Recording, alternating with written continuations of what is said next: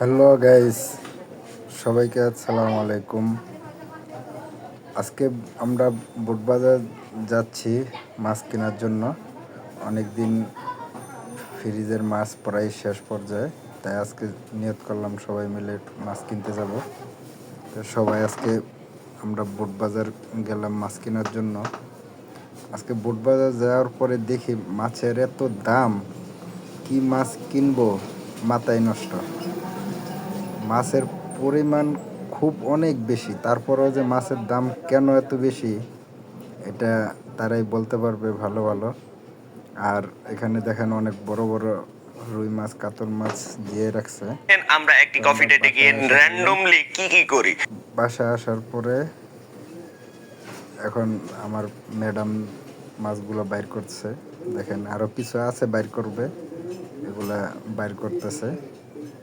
তারপরে কি মাছ কিনলাম সেটাই তো বলা হলো না। মাছ কিনলাম আপনার রুই মাছ কিনছি, চিংড়ি মাছ কিনছি, আর ঝাটকা ইলিশ কিনা হয়েছে, আর কিছু কই মাছ কিনা হয়েছে। তা আমাদের এখানে বুটবাজার তো অনেক মাছই মোটামুটি পাওয়া যায়, কিন্তু বেশিরভাগ মাছ ঢাকা শহরের ভিতরে এই চাষ করা মাছগুলোই বেশি পাওয়া যায়। আমাদের দেশীয় মাছ খুব কম পাওয়া যায় ঢাকা শহরে। তারপরও যা আছে তাই ওইখানে যে আসলে অনেক মজা হবে, মজার একটি কফি খাবো আমরা। নিয়ে আসলাম। আনার পরে এখন ম্যাডাম করতেছে মাছগুলা।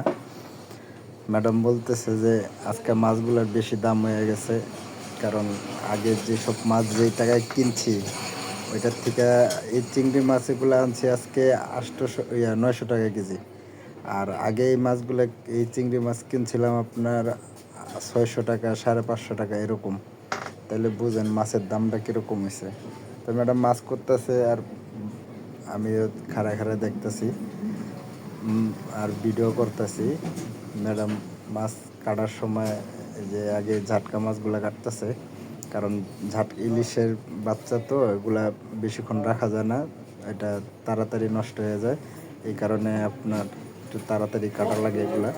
আর যেহেতু এগুলা বরফ দেওয়া থাকে, এগুলা বরফ থেকে বাইর করলে আরও লাস্টিং কম হয়, এই জন্যই আমরা এটা তাড়াতাড়ি কাটতেছি। আর আমরা এই প্রথম ইউটিউব চ্যানেল খুলছি, সবাই একটু আমাদেরকে একটু সাপোর্ট করবেন, যেন আমরা আপনাদেরকে একটু ভালো ভালো ভিডিও দিতে পারি। সবাই একটু আমাদেরকে লাইক কমেন্ট শেয়ার করে দেন। আর আমরা এখন আমাদের এই প্রথম ইউটিউব চ্যানেলের লং ভিডিও আপলোড দিব আজকে, তাই সবাই আমাদের জন্য দোয়া করবেন। আর আমরা এখন বর্তমানে ঢাকা গাজীপুরে আছি।